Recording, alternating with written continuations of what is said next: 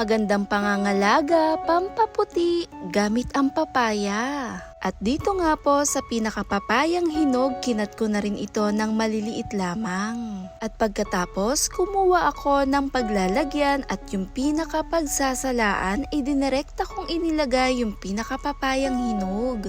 Dahil kukunin ko lamang dito yung pinakamalatubig at katas nito.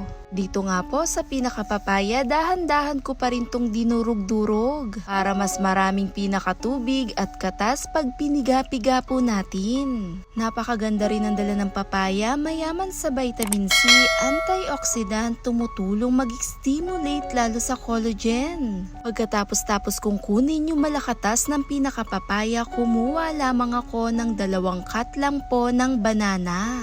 Pagkatapos po dito po sa pinakasaging na aking kinuha, dinurog-durog ko lamang po ito. Mayaman rin to sa protina, vitamins, nutrients ang pinakadala ng pinakasaging. Na maganda rin pangangalaga ito lalo na rin sa ating mga balat. Pagkatapos ko nga po itong durug-durugin, dinirekta kong nilagay doon mismo sa pinaka-juice ng ating papaya. Pagkatapos, halu-haluin lamang po natin itong mabuti. Tumutulong na rin tong magbigay exfoliate sa ating kutis na nagbibigay kinis, brightening lalo na rin sa ating mga balat. Pagkatapos ko nga po itong halu-haluin, kumuha ako ng aloe vera gel.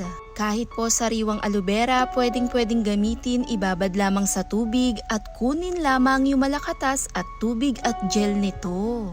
At 1 teaspoon lang din po ang aking inilagay, halu-haluin po natin itong mabuti. Napakaganda rin ang dala ng aloe vera gel lalo sa ating balat dahil mayaman ito sa nutrients at antioxidant. At dito nga po sa mga pinagsama-sama natin, pananatilihin hydration, exfoliation na rin to sa ating kutis. Dahil na rin ang papaya kasama ng saging at yung pinaka-aloe vera, na mayaman ito sa high water content na nagbibigay moisture lalo sa kutis, na maiiwasan niya ang pagkaroon ng dryness lalo na rin sa ating mga balat. Skin brightening na rin to dahil mayaman pare-pareho sa vitamin C, beta-carotene na tumutulong mabawasan ang pagkaroon ng dark spot. Kumuha lang ng maliit na paglalagyan, kumuha ng bulak at pwedeng gamitin ito. Dahan-dahan imas at i-massage na rin sa ating kutis.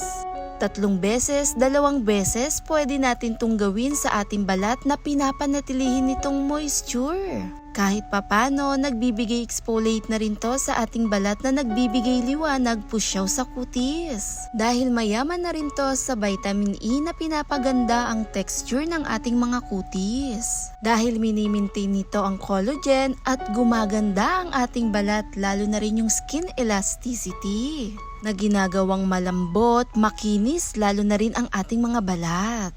Thanks for watching guys! Bye!